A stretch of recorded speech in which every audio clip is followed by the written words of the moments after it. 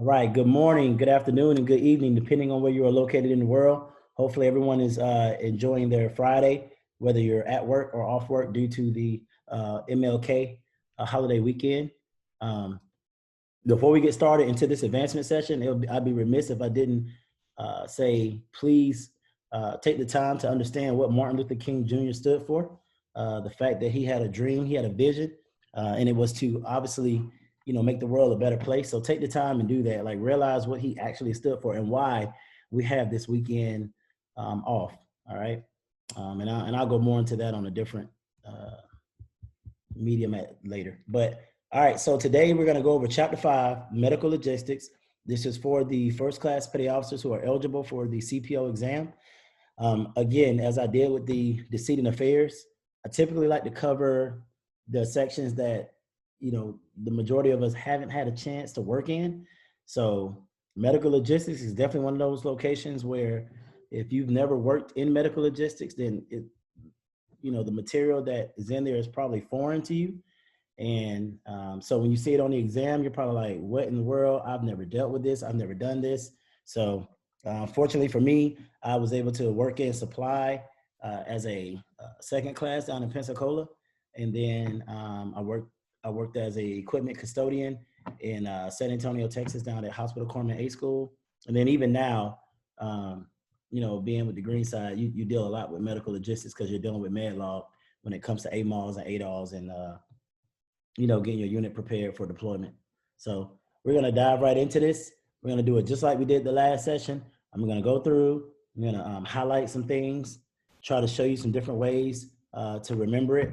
And, we'll do like a quick little review feedback, and then we'll move forward. And as always, I'm here to just wish you guys good luck. All right. So let's get to it. Okay, so Chapter 5, Medical Logistics.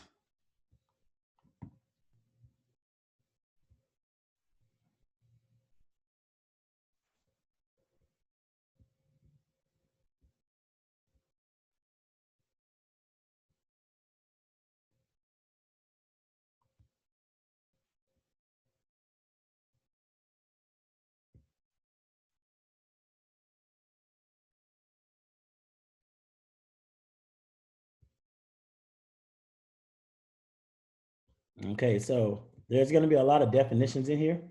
I would know what logistics is. All right. And as always, I go over the keywords. So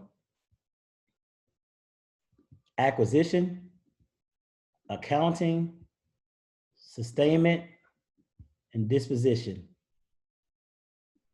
So when you think of logistics, you think of acquisition, right? Accounting, sustainment, and disposition. So getting it, having the funding for it, keeping it, and getting rid of it. That's all encompassed in logistics: acquisition, accounting, statement, and disposition. You can make your little acronym if you want, AASD, ASD, or whatever, however you want to make yourself remember that. Acquisition, accounting, sustainment, disposition, right? All right, so when it comes to fiscal administrations and policies, you need to know that NAV Med Logcom is in charge of everything. So, and that stands for Naval Medical Logistics Command. So Navy Medical Logistics Command is in charge of the fiscal administration, directives, principles, and policies, right? And I shouldn't have to talk about the ultimate responsibility resting on each commanding officer. You should know that. Each commanding officer is in charge of their own logistics for their area.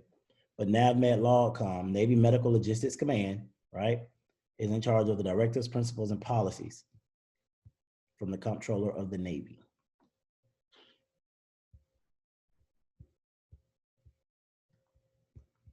Let me move this participants thing over in this chat.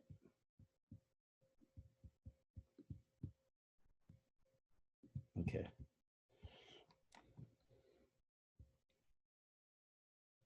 Okay, so the chief of Biomed and surgery, right? The chief of Bureau of Medicine and Surgery, Biomed, established a standard organizational structure for medical logistics departments at all naval medical and dental facilities. So you might get a question that says, Who is ultimately responsible for all medical logistics departments for medical and dental activities? You might say the CO, you might say the CNO, you might see MCPON, you might see CMC, whatever. It's Chief of Bureau of Medicine and Surgery, all right, Biomed. And I think that's pretty easy to remember. But Biomed is in charge of all medical and dental facilities when it comes to medical logistics departments.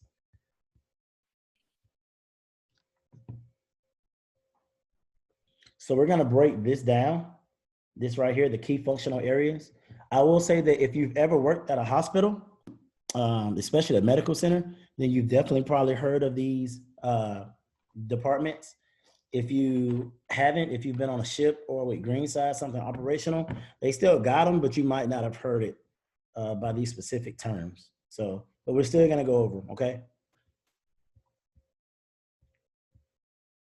So the key areas within medical logistic departments, the key areas, right? So the first area is called purchasing and contracting. All right, purchasing and contracting, and it's in the name, right? So think about it like this: in order for us to get equipment and supplies, right, we have to be able to purchase them, and the majority, and then some of those the equipment is going to be under contract, but you can't have equipment and supplies if you don't purchase them, and you're obviously going to run out of supplies if you don't have them under contract. So the first key functional area is called purchasing and contracting. All right. Under purchasing and contracting, you have what's called technical review. All right, I'm gonna give you some keywords. Under the technical review department, their job is to screen all requisitions. Here we go with this highlighter again. Screen all requisitions, right? And I'm just gonna highlight that, that's it. But screen all requisitions to make sure that the items are available for mandatory government source, right? So basically here is, say I work in a department and I say, we need this updated vital sign machine, right? Well, I'm gonna send the request in to get this updated vital sign machine. Well, in order for me to get that vital sign machine, it has to be available, right? And we have to have the funding for it and all that good jazz. So the technical review department is gonna review our request and it's gonna make sure that everything is aligned for us to receive this vital sign machine. That's why it says they verify that the item is available from a mandatory government source of supply, right?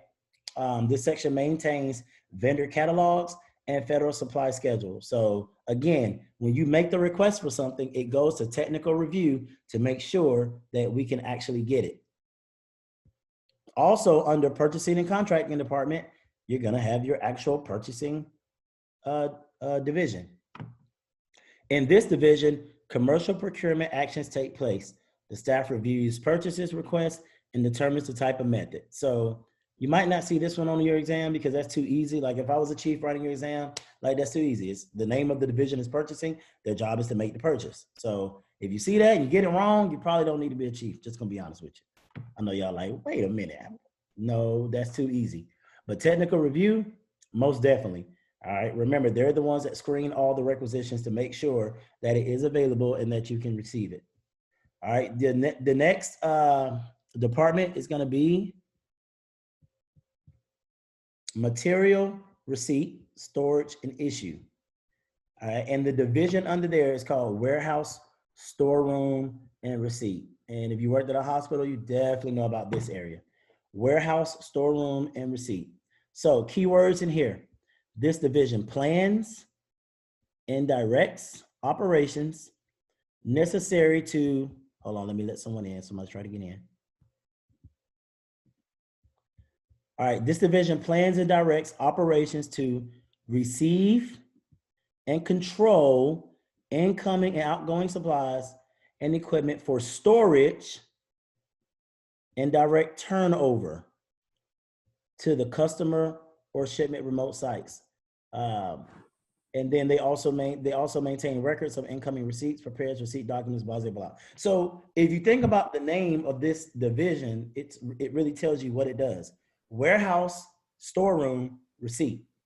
Warehouse, storeroom, and receipt. So they plan and direct operations to receive, right? So after you send in your request, right? To say, I want this vital, or better yet, I'll make it even easier for you since we're in COVID, right? Let's talk about the vaccine, the COVID vaccines, right? I send in a request to say we need this amount of COVID vaccines because we're taking care of this large population during the pandemic, right? So technical review reviews it, says, hey, all right, we can order this vaccine from this agency, blah, blah, blah, blah. Purchasing makes the purchase. Warehouse then plans and directs the operations to physically receive the vaccines. They receive the vaccines in, they put it in the warehouse for storage, right? Control in storage. And then they do a turnover with whoever is going to come get the vaccines from the warehouse to actually go administer it at whatever immunization site or vaccine site. So that should make sense. And then usually, right, with like COVID or flu vaccines, if you have got too much and you got some left over, then you'll take it back to that warehouse to store in that freezer. Remember, you know, so I don't know if y'all ever done that before or not, but that's how it works. So warehouse, storeroom, and then the last part of that is receipt, right? You got to have receipts. So they maintain records of incoming receipts and stuff like that, because you might get the wrong equipment or supplies and you have to send it back. So that's material receipt, storage and issue, warehouse, storeroom, and receipt. Plans, directs, receive and control, and then they store and they do direct turnover, okay? And then supply inventory management department. So this is your stock control, right? And under stock control, this division is responsible for the inventory management aspect of the material held in the warehouse or purchased for direct issue to a customer, receipt and issue documents or process here. So this is your inventories, right? And we'll get more into inventories as we go through this chapter.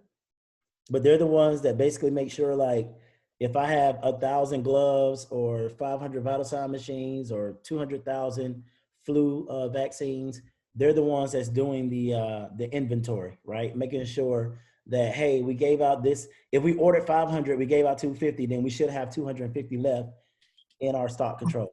And if we don't, then obviously somebody must not have, you know, counted the right amount, or when they received the shipment, they must not have looked at the actual receipt to see that instead of receiving 500, they only received 400, right?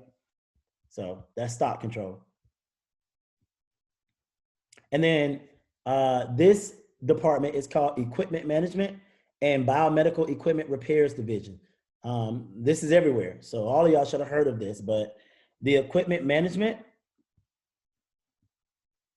is the division that administers the command's property utilization and disposal program. Some of y'all probably heard of DERMO, right? Defense Reutilization Management Office. They basically give guidance on the acquisition and accounting of equipment. So the key word here is command's property utilization and disposal program. So when you have equipment, you're either going to use it, right? Utilization, or if the equipment is not working anymore, then you have to figure out how to dispose of it, right? And sometimes we literally just dispose of it, or we try to find a way to reutilize it, which is the dermo aspect. So equipment management, utilizing and disposal of property. And then of course, our favorite buddies are biomed techs, right? Biomedical equipment maintenance. So this division administers the medical and dental equipment preventative and corrective maintenance program. So we'll get into that later, but your keywords here are preventative and corrective maintenance programs. That's the sole purpose of a biomed tech, is to provide preventative and corrective maintenance. So they want to prevent the equipment from, becoming faulty, or if you're doing your preventative measures and it still become faulty, then you want to fix it. You want to correct it. All right. And then last but not least is your central supply. This is your last department, central supply. Or I'm sorry, this is your last division under central processing and distribution.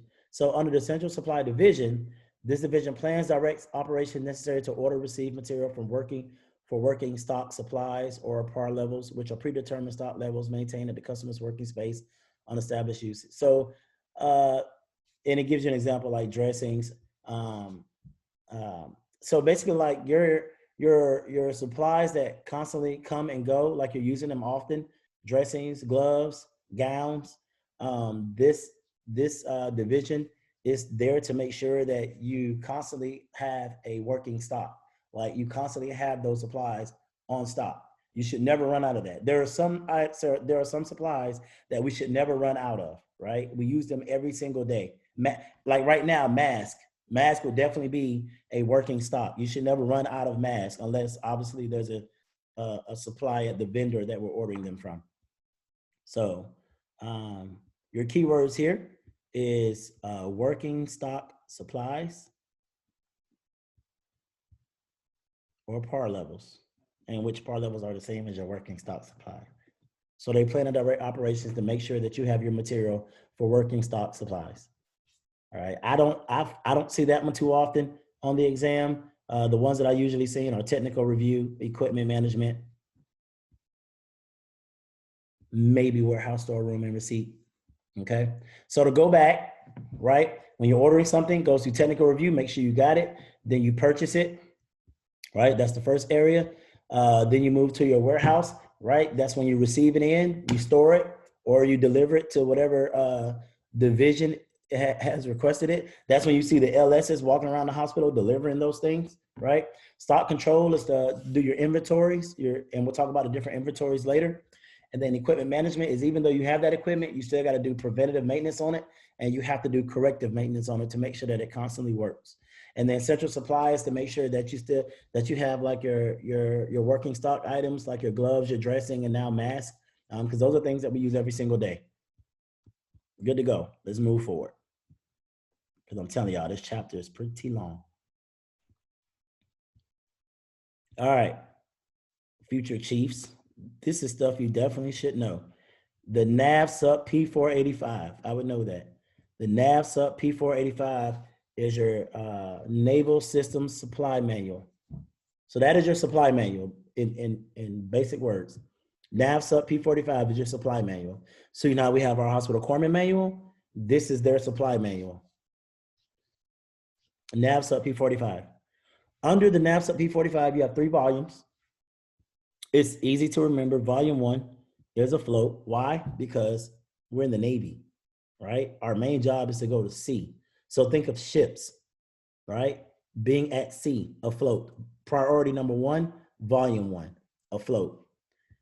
And then volume 3 is ashore. Oh, Lord, what did I do there? But yeah, so question on the exam, I might say, what is the Naval Supply Manual, or what volume deals with afloat, or what volume deals with ashore? All right, priority number 1 is afloat. Volume number 3 is ashore, just like how we function in the Navy. Number 2 is appendices, but you probably won't get number 2. Okay. NAV Sub P409 is your meal strap. I would know that. Meal strap documents is just a small booklet containing common definitions, coding structures, and stuff like that. But your 409 is just a small book, meal strap, and your NAV Sub P45 is your supply manual. All right. And then your NAV Med P5132 is your Biomed surgery equipment and management manual. So you might see that one. I haven't really ever saw that one, but you might see it. All right, let's talk about some terminology. I would definitely throw some of this on your exam. I would throw a lot of medical logistics on your exam because 1, you never worked there, and 2, it's very important to what we do. So number 1, procurement. I will highlight that. Put a booger on it. Draw a picture of Jesus, whatever makes you happy. But procurement is the act of obtaining materials or services. The act of obtaining materials or services.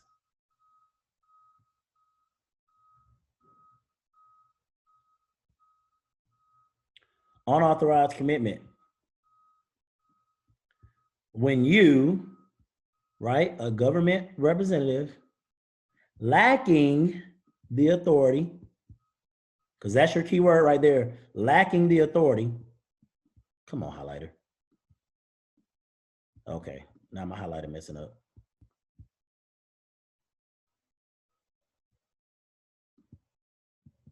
When you, the government representative, lacking the authority, enters into a contract on behalf of the government.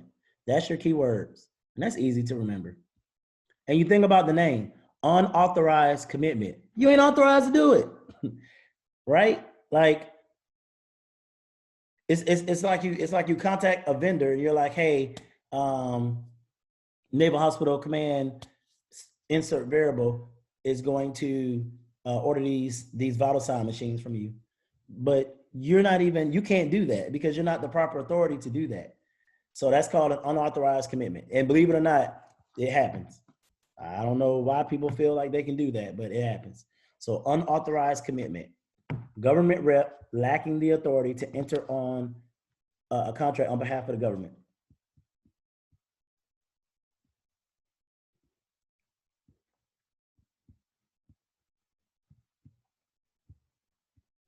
Micro purchase, keyword, anything less than $3,000.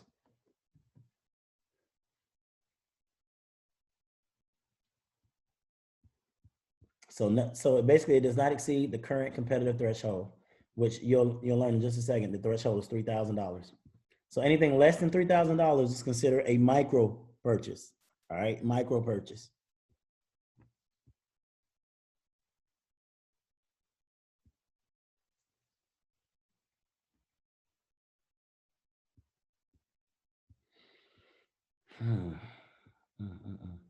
Competitive threshold. Requisitions exceeding the current competitive threshold of 3,000 must receive quotes from 3 vendors. That's your keywords there. So your competitive threshold is $3,000. If it costs more than $3,000, you must get 3 vendors. If it's less than $3,000, that's a micro purchase. Competitive threshold is $3,000.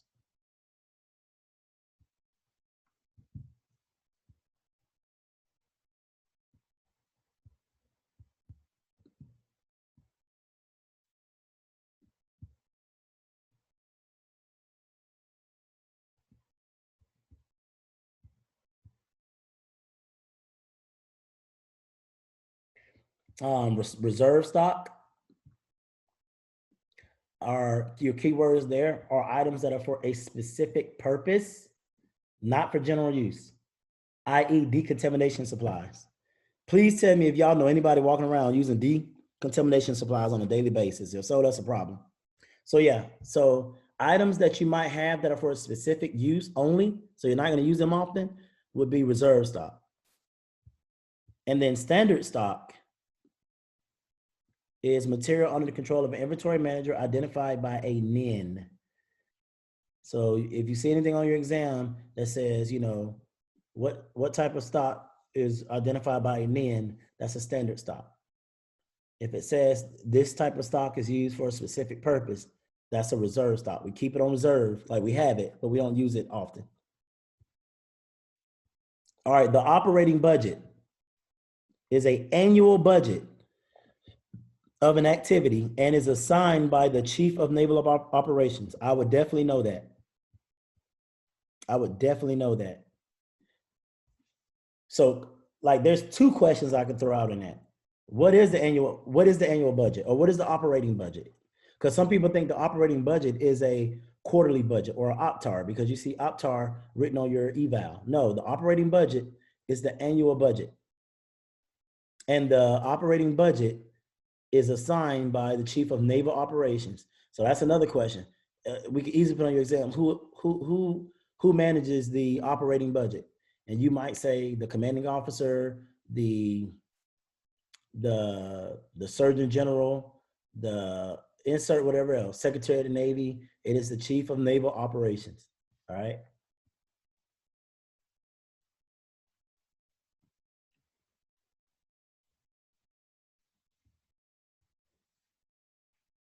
All right. So here's where you see OPTAR. OPTAR, which is an operational target, right? Operational target is generally apportioned in 4 equal quarters. I will highlight that, put an asterisk by it, draw a picture of Jesus, put a burger on it, whatever makes you happy. And so just to explain this, right? So to really explain it for you, Congress, right? votes on a defense budget. And you guys probably hear about it all the time, and you probably don't pay no attention to it. Congress votes on a defense budget. That takes forever because the budget always takes forever. And then after they vote on a defense budget and we actually get our budget, then the DOD, Secretary of Defense, right? They break down that budget into the services, right? So Department of the Navy gets a budget. Department of the Navy, which is CNO, that's what we're talking about, the operating budget, right? When the CNO gets the Department of the Navy's budget, the operating budget, the CNO then breaks that budget down into major claimants, right? It says it up there. And that could be Biomed, Headquarters Marine Corps, right? And there's so many other claimants within just the Navy alone. But he gives it to Biomed, and then Biomed breaks that down into 4 quarters, known as OPTARs. So every 4 quarters, we have a budget that we work off of. And that's why you notice in the last quarter, you might hear people saying, hey, we got all this money left over, we need to spend it. Because if we don't spend it, for our next operating budget, they're gonna make it smaller. Like if they give us $2 million this year, and the first quarter we only spent so much, second quarter we only spent so much, third quarter we only spent so much, and in the fourth quarter we got like $1 million left over, and they're like, oh, you need to go buy all this and that. Because if you don't spend it, next year we ain't getting $2 million. Because they're gonna look at that budget and be like, y'all didn't need it last year, why do you need it this year? So that's why finance is so important and the budget is so important, because you gotta really try to maximize the use of your funds for the right reasons, if that makes sense. And as a chief, this is imperative for you to know, because you need to know if what you have on the front lines is working, or do you need more equipment, supplies, or do you need more manpower? Do you need more billets? Because this funding drives billets too. See, I could talk about this all day, but we ain't gonna go there. But it's crazy because people are like, you know, oh, they're cutting all these billets, or they're cutting this and they're cutting that. And, you know, advancement quotas and all of that is driven by money. It's all driven by funding. So if we don't manage our budget right, then, you know, I could tell you right now, one thing that's not gonna fail in regards to our budget is ships, aircraft, special warfare, and pretty much training. That's not gonna fail. At the end of the day, we have got, oh, and subs. At the end of the day, we've got to put money towards subs, aircraft, ships, training, and special warfare. So after you spend all your money on that, then that's when we start getting money. And it's like, oh, well, we don't have enough money for this and that. So we got to start cutting billets, which affects quotas, advancement quotas. Y'all ain't ready for that though. We'll keep going. All right. Moving forward, let's talk about the Federal Supply Catalog, right? FSC codes. So FSC codes, easy way to remember it, right? 6505, drugs and biologicals. So what helped me remember this was the bio. Think about the O in biologicals. I know you don't really say it like that, but for me it worked. Biologicals. And then I said 6505, right? 6505, drugs and biologicals. That helped me remember that. I saw that one on the exam quite often. 6510, surgical dressing materials, right? I didn't really have a way to remember that. I just kind of kept repeating it to myself. But 6510, surgical dressing materials. 6515, saw that quite often. Medical and surgical instruments. So I think the I in the number 1 kind of made me remember it, but I don't know. I could be weird. But 6515, medical and surgical instruments. All right. And there's a difference between 6510, which is materials. So surgical dressing materials, 6515, surgical instruments. And then you got your field medical sets, 6545. Field medical sets. Okay. So these are just a few of your FSC codes. All right, national stock numbers. So this paragraph here always throws people off. Like, I don't know, like people miss this all the time. So to me, it's real easy to grasp. And this is the way I do it. So your NIN, I'm sorry, Your NSN, your national stock number, I'm gonna highlight that. Your national stock number is a 13-digit number, right? 13-digit number. NSN, 13 digits. NSN, 13 digits. Within those 13 digits, you have a 4-digit federal supply code, which is what we just talked about. Remember, 6505, 6510, 6515, 6545, Biomed, right? Within the NSN, the 13-digit number, you have a 4-digit federal supply code. The last 9 digits of those 13 digits, right? Because you minus the 4, the last 9 digits is your NIN. And to me, that's the easiest to remember, because if you look at NIN, it almost looks like 9, right? If you just substitute one I and put an E, NIN looks like 9. So your NIN is 9 digits.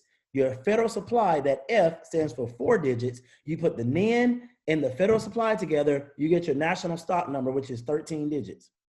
And then the only other piece within that is the 2 digits in the middle is your National Codification Bureau. All right, that's the country that is derived from. So the 2-digit national codification, right?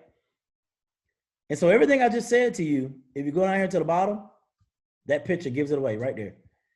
13 digits, first 4 are your federal supply. Your 2 middle digits is your national codification, which is usually 0001.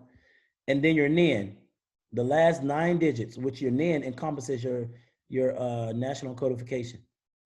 So your NIN, which is 9 digits. That should be very easy to remember now. Like, I don't know how people miss that. 13 digits, first 4, last 9, the 2 of the 9, which is in the middle of the entire thing, is your national codification. All right, let's move on. All right, so remember, we were talking about inventories earlier, right? Now we're gonna get into some inventories. Well, pause. Before we get into the inventory, we're gonna get into your stockage levels. So your keyword here, your operating level, right? This is the level you should operate, as a norm. Your keyword here is normally 7 days of supply. Your operating level should be 7 days worth of supplies. Okay.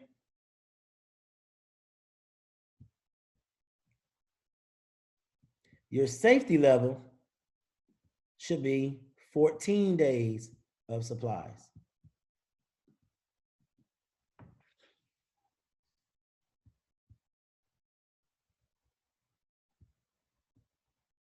And then your stockage objective is the sum, keyword, sum of the operating level and the safety level. Okay? So safety level is operating within 7 days of supplies. I'm sorry, operating level is 7 days of supplies. Safety level is 14 days of supplies. And your stockage objective is the sum of the operating and the safety level, which is what you see here. Stockage objective, operating level, which is operations in the interval between requisitions of the arrival of successful shipment. So basically, if you haven't got your shipment in yet and you need it, you can at least go 7 days without your shipment. Safety level is quantity required to permit continued operations during interruptions of replenishments or unpredicted commands. So if something really happens where let's say you're out to sea and I don't know, maybe a ship caught COVID or something like that, and you can't get a replenishment, your safety level is going to be up to 14 days. So hopefully you have 14 days of those supplies, but your stockage objective is a sum of both. So those are your keywords.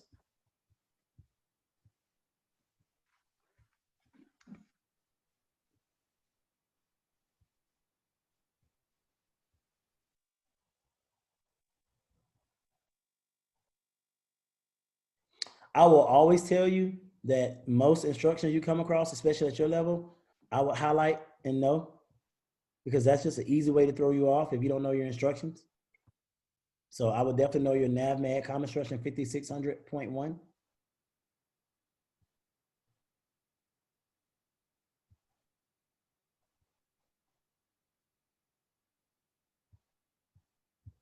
And then there's some forms that they're going to throw your way out of this medical logistics section. So your DD form 1348, this form is used to order standard stock items. I will highlight that. Standard stock items that have a NSN. DD form 1348, order standard stock items with an NSN. And remember, your NSN is your 13 digits, broken down by your NIN and your FSC, which is your first four.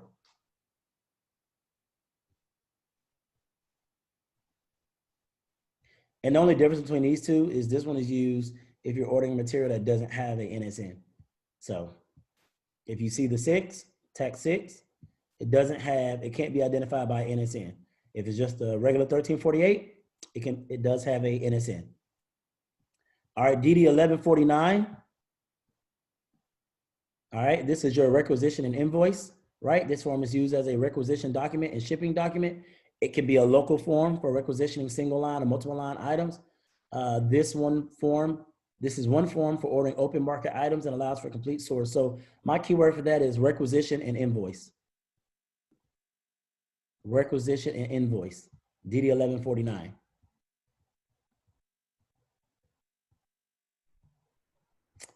All right, this is the easiest one to remember. This is the DD form 1155, order for supplies. So that's the way I would say it to people. DD 11 form 55, ordering of supplies. So that supplies with the 55 gives it away. Watch, if y'all see that on the exam, you're gonna be like, oh, DD form 1155, supplies. And you're gonna be like, you're gonna hear that in your head. You're gonna be like, that crazy ass chief. Yep, that's it. DD form 1155, supplies. All right, moving forward.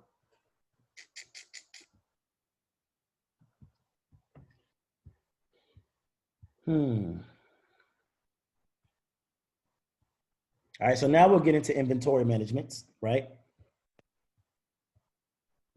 So types of inventories. Controlled substances, I'm not gonna highlight that because to be honest with you, if you get that on your exam and you miss that, probably shouldn't be chiefing right now. It's in the name, controlled substances, inventory on controlled substance, man. I mean, it is what it is. Bulkhead to bulkhead, I'm not gonna highlight that because it's in the name. If you get that wrong, I really don't know what to tell you. Bulkhead, wall to wall, conducted annually, or when there's a custodian turnover, or if the storeroom fails to meet a rate of 90% accuracy. So whenever a CO does a turnover, you're gonna do a wall to wall. Whenever equipment custodian does a turnover, you're gonna do a wall to wall. You're gonna do a wall to wall annually anyway. And if you do a random inventory and you fail 90%, then you're probably gonna do a wall to wall, okay? But nobody really likes wall to walls because that's literally every item in the storeroom, but it has to be done. Specific commodity, I will highlight that. This is a physical count of all items under the same FSC. Remember your FSC codes?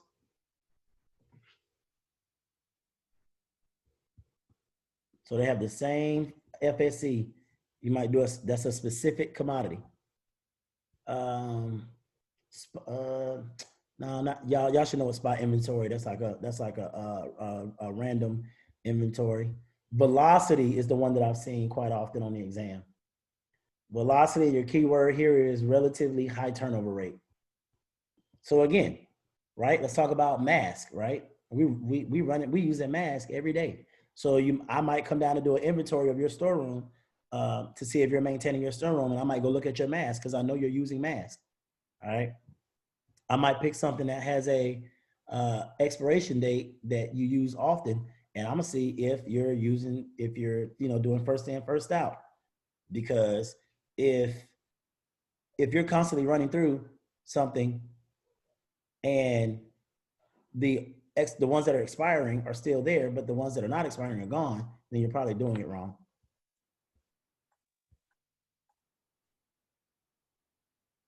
So those are the main ones: is your velocity, your specific commodity. The other ones, the bulk to bulk, right? The controlled substances and the spot. I feel like y'all should know that.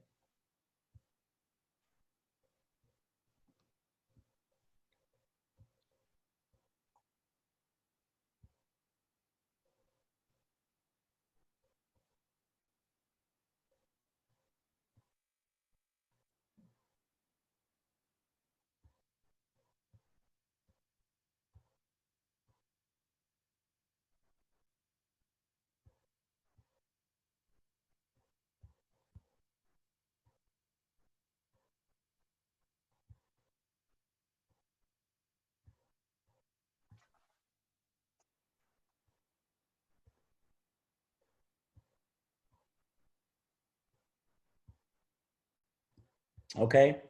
Your SF364, your report of discrepancy.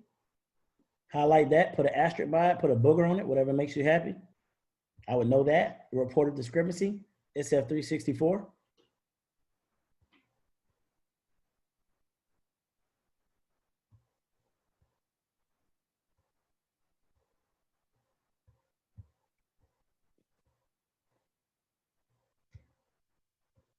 I would know what FIFO stands for.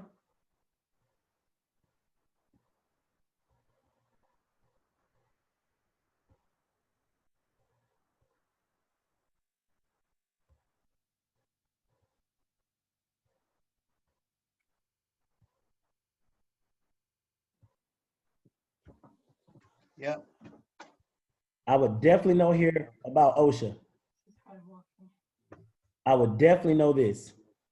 I would highlight that. And your keywords here are, for example, I would ask the question, who establishes regulations regarding the rights of employees to know about hazards in the workplace?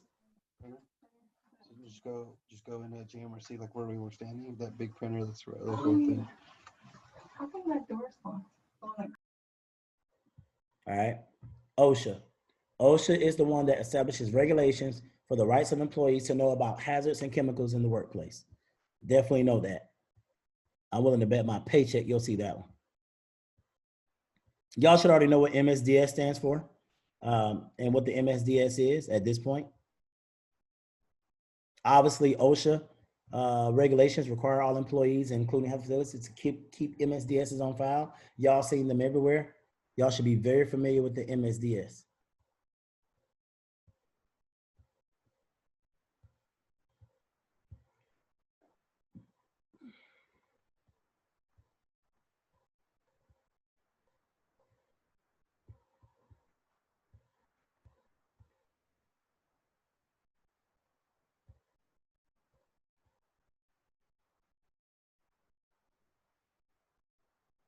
I would know this.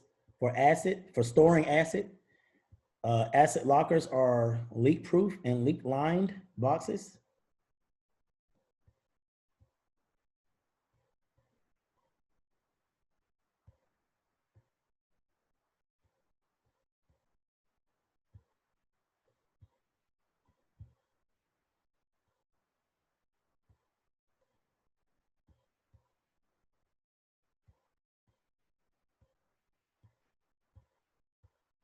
Okay, now we're gonna dive into Biomed, which is definitely gonna be on your exam. This is huge. Yeah, this is pretty big. So first and foremost, I would know what demos stands for.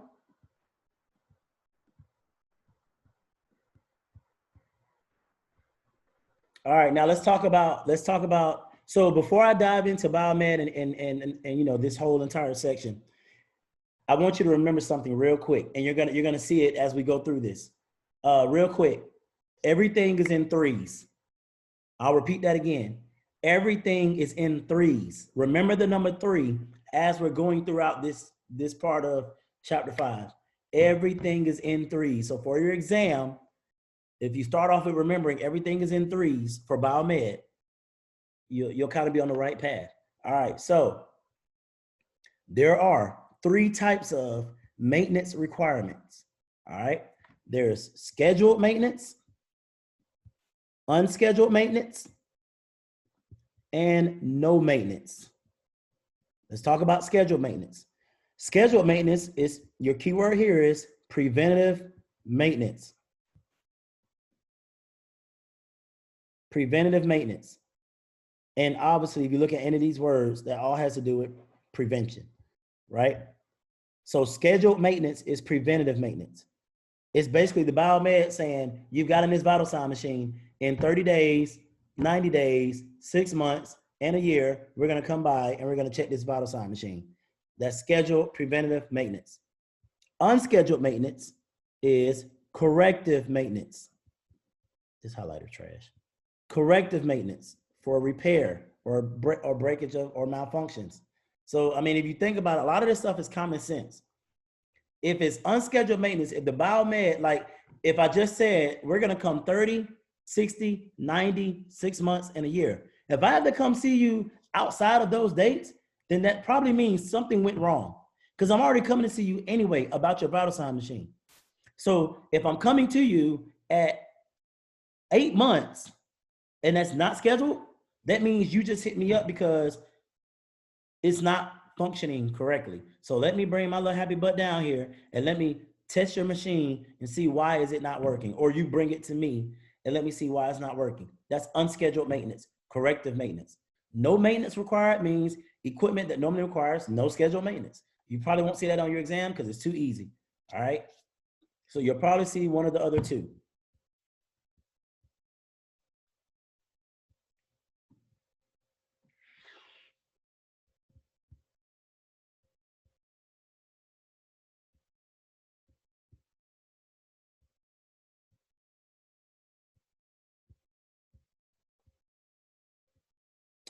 All right, I would definitely highlight this: capitalized personal property.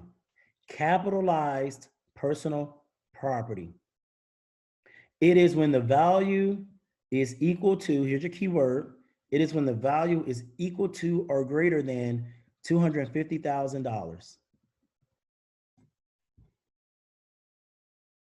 That is capitalized personal property. So basically what it's saying here is if you're dealing with some personal property within the command, right, and the value is greater than $250,000, then that's capitalized personal property. And that matters because we're talking about, for example, if you destroy some personal property that costs more than $250,000, that is a capitalized personal property. That's a problem. All right.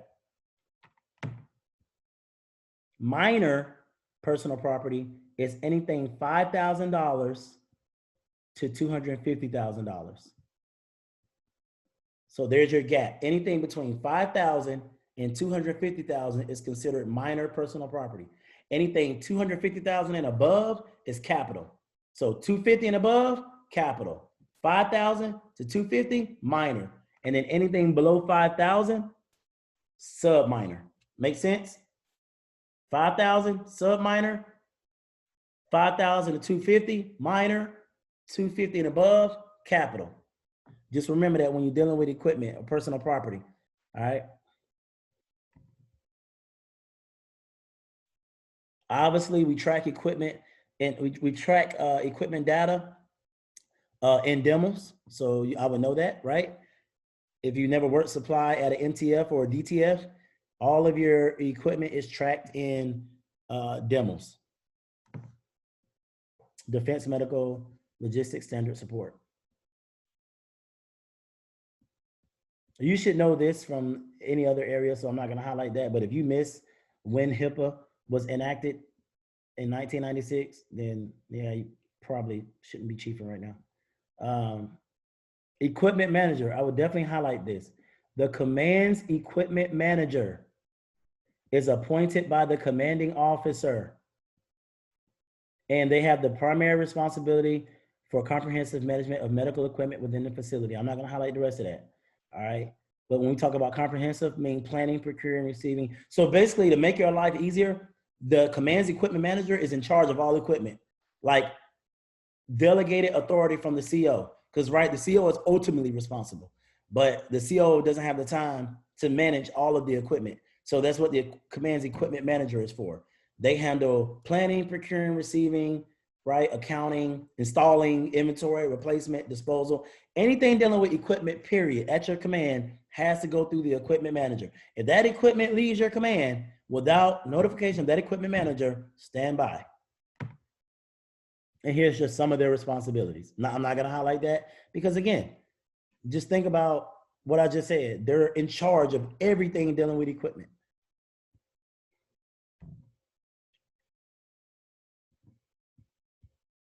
So there is a equipment program review committee, the EPRC.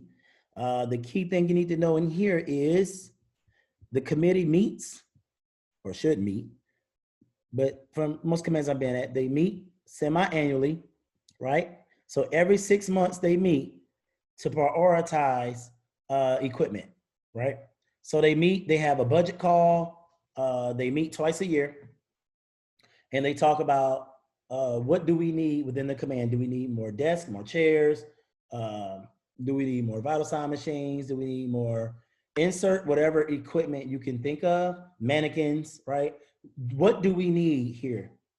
Because remember, going back about the budget, the CNO is going to get the operating budget, and then he's going to divvy that up between 4 quarters for your command. Your command is going to get their OPTAR, and then your equipment program review committee is going to meet because they got to talk to the CO about, based on our OPTAR, what do we need as far as equipment to make our command function better?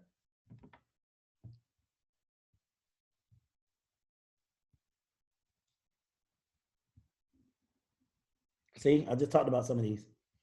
Simulation mannequins, telephone systems, computers. Hell, off topic, I was reading something yesterday in this healthcare executive book that I got, right? And it was talking about how some hospitals in America, they've invested in smart TVs at the hospital. And those smart TVs do everything. Like they can video with, the nurses can video with the patients.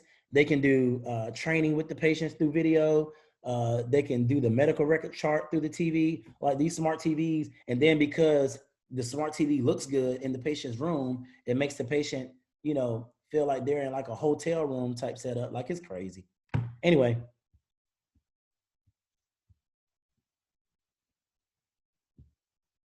All right, moving forward. I would definitely highlight the Safe Medical Devices Act of 1990, which establishes a mandatory requirement for treatment facilities to report, here's your keyword, report all incidents that suggest that basically medical and dental equipment could cause a serious injury or death or illness to a patient. So to put in layman's terms, if a piece of equipment could cause injury to a patient or illness, death, or whatever, there needs to be a report sent up on that. And that falls under the Safe Medical Devices Act of 1990. And we talk about reporting it, right? There's 3 types of reports. Remember I told you 3s? There's 3 types of reports. Type 1, when you send a report up on the equipment, type 1, here's your keywords, is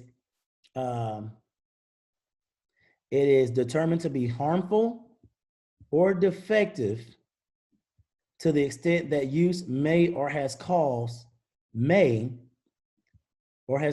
serious illness or death. That's type 1. Type 2 is material other than equipment suspected of being harmful, deteriorated, or otherwise unsuitable for use. And type 3, equipment determined to be unsatisfactory because of malfunction, design deficiency, defect, faulty material, workmanship, or performance. Equipment may be used unless the item presents a possible direct hazard. So I know you're probably thinking, well, what's really the difference? All right, so if you really think about it, type 3 means it's okay to use, right? Until it's not okay to use. Type 2 is there has been suspicion of it being harmful or deteriorated, right? Or otherwise unsuitable for use. And type 1 is it has been determined to be harmful or defective to the point that it could cause serious illness or death. So type 1 is really bad. Type 2 is somewhat bad. Type 3 is bad. All right, and that's why down here it says, report type 1 complaints immediately. Type 1 is immediately. Type 2 and type 3 can be reported no later than 10 days from the date of the incident. Make sense? All right. So type 1 may cause serious illness or death and has been determined. Type 2, suspicion of harm or deterioration or unsuitable for use. And type 3, there is a malfunction. It can be used unless there becomes a direct hazard. All right, now let's get into maintenance levels. Maintenance levels. And remember, 3s, I told y'all, 3s, maintenance level. There's 3 maintenance levels. Level 1, performance testing. Level 1, preventative maintenance, is the responsibility of the equipment operator. and consists of operator maintenance that is performed during and after equipment usage. It is the basic maintenance required to keep equipment operating daily. All right, so your keyword here is, well, one, performance testing and equipment operator and daily testing, wherever you saw it on a daily basis. So an example of this would be, remember if you ever worked in the ER and you had to do the crash cart and you had to do the Zoll defibrillator, every day you had to check it and then like print off the little thing and sign it, right? That's performance testing. That's a level one. That's you as the corpsman, right? Right there, checking it to make sure that it just works. That's it. Level two is preventative maintenance. All right. This is when the Biomed tech comes in and they do a planned technical inspection. Keywords. So remember earlier when we went over the schedules? This is when the Biomed tech comes in as a scheduled maintenance. This is level two, preventative maintenance. So now we have the level one, which you do every day. Then we have the level two, which the Biomed tech does to make sure that you've been doing your level one. And then level three is complete overhaul. That's your keyword. I've actually seen level three before. When I worked in dental, or when I worked in supply, and it was dental. It was I can't remember the name of the machine that the dental tech uses, but it was some machine we had and it wasn't working, and we had to completely remove it and get a brand new machine. Like it wasn't nothing the dental tech could do. There was nothing the Biomed could do. It literally had to go back to the manufacturer, and the manufacturer had to take care of it. So keyword is complete overhaul and or depot level maintenance. Depot level maintenance. Those are your keywords for level three, maintenance levels. All right, we're almost done now.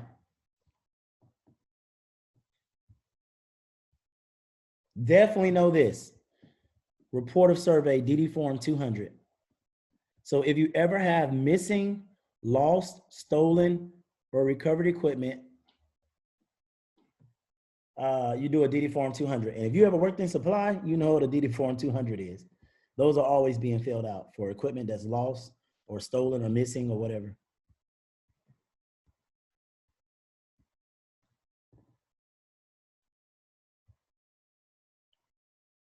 Okay, so know what, so I would definitely highlight this right here. NAV Med Logcom is responsible for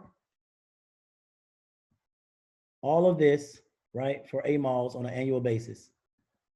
So NAV Med Logcom is basically is in charge of AMOLs. That's what all that says. Developing, publishing, maintaining, and coordinating a comprehensive review of all AMOLs on at least an annual basis. NAV Med Logcom is responsible for that. I would know what AMOL stands for. Authorized Medical Allowance List. And then of course, ADAL is Authorized Dental Allowance List. But NAVMed, so it's not CNO, it's not CO, it's not Defense Logistics Agency, it's NAVMed Logcom is responsible for developing, publishing, or basically overseeing AMOLs on at least an annual basis.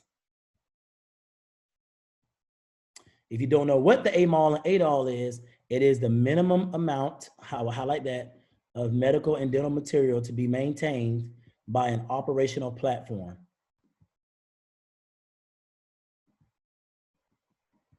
So that's what the AMOL and ADAL is. Minimum amount of medical and dental material to be maintained on an operational platform. And again, it is designated by NAVMed Logcom for each specific operational platform. Submit recommendations for changes to AMOLs to NAVMed Logcom, where it will be reviewed and approved through the TICOM. I will highlight that, future chief.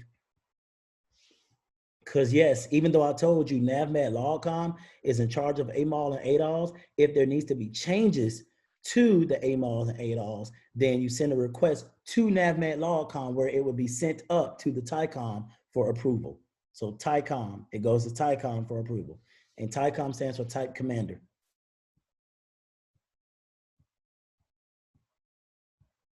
And that's it. This is probably the fastest I've ever made it through supply. So let's do a quick review, right?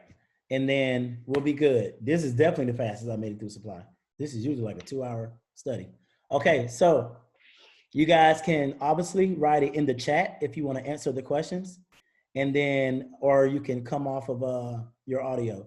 And I'm sorry, I'm just now seeing the chat. I saw H1 Salazar put, we honestly need more of that conversation, but we can save that for another time. Okay, I don't remember what I was talking about at the time, but I want to say I was probably, if you're talking about that, I was probably talking about the budget, like funding and how funding fits into the big picture of everything that we do. So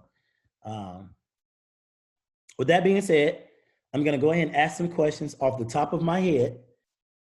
And then I just want to gauge that, you know, get feedback to see if this was good for you guys or not. So here we go. This is a big section, so bear with me. I got to remember everything we talked about. Okay, so somebody tell me, what is DD Form 200? And you can just give me a keyword if you want, but you can come off audio or you can write it in the chat. DD Form 200.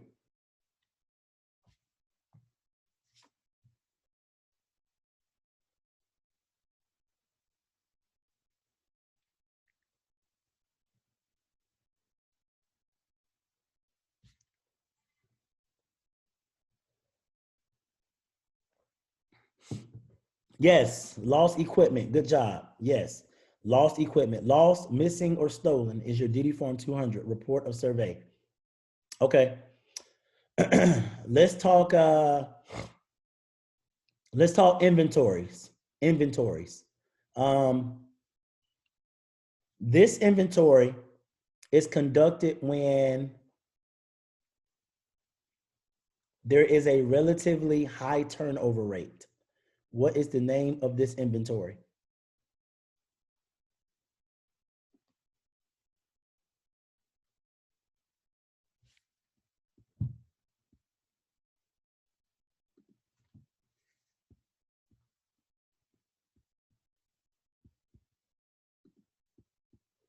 Isn't that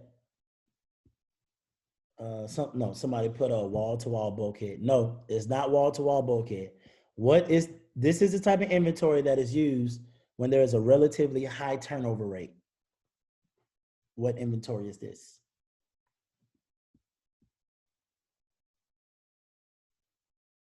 Yes, velocity it is. Velocity it is. Velocity. Okay, good job. Let's see, next.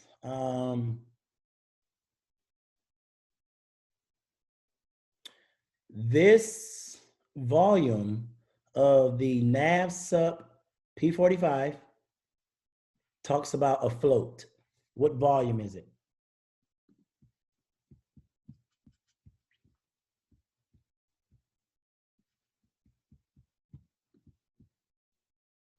Yes, volume 1, correct. Good job. All right. Give me the numbers for minor personal property. It is between this and this, minor personal property.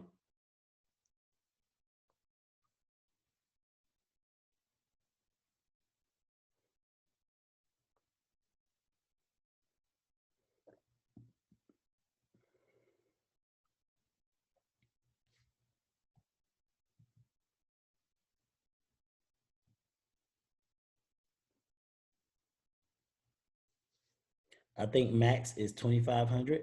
Okay, that is correct. So it is between something and 2,500. Or I'm sorry, not 2,500, but 250,000. What is it? Minor personal property. It is between blank and blank. So I gave you the max. The max is 250,000. What is the low number?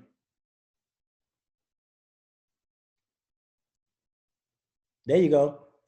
It between 5,000 and 250,000. Good job. Remember, 250 is your capitalized. That's your max. 5,000 is your minor. Anything below 5,000 is your sub minor. Okay, so there are 3 types of maintenance requirements. Okay, which maintenance requirement is, or should I say, what is it called? What is this maintenance called when this is preventative maintenance, right? This is where the biomed tech comes out and performs preventative maintenance. This is known as what? Yep, schedule. Good job. Good job. All right, all right. Just a few more. Just a few more. Let me see where you all are at. Just a few more. This agency regulates the MSDS and basically makes sure that employees have the right to know about hazardous material that is in the workplace. What agency is this? OSHA. All right, OSHA. Let's see. Let's do DD Form 1155 deals with what? What does that deal with? Supplies. All right, supplies. This is supplies, baby. Okay. And last question. Last question. Let's do, oh yeah, let's do this one. Last question is break down the NSN. I want to know how many digits are in the NSN and then break down the NSN itself.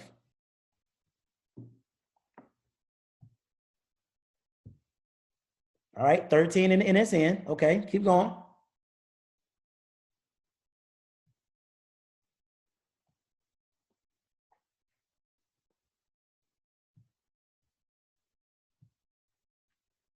FSC is 4, okay. And then, okay, yeah, first 4 are FSC. Anna, I'm kind of getting you. I see the 2, and then I see the NIN. So I think what Anna is trying to say is correct. The first 4 is the FSC. The middle are the 2. And then the last 9 are the NIN. No, Salazar, last 7 are not the NIN. The last 9 are the NIN. But I know it can be confusing. There you go. There you go. I know it can be confusing because you got to remember the, so Anna, since you put the 2, what is the 2 in the middle called? Because none of y'all have said that yet. What are the 2 numbers in the middle called? Yes, the country of origin, but there's a specific word it's called. I'll give you the acronym NCB. NCB. What does NCB stand for?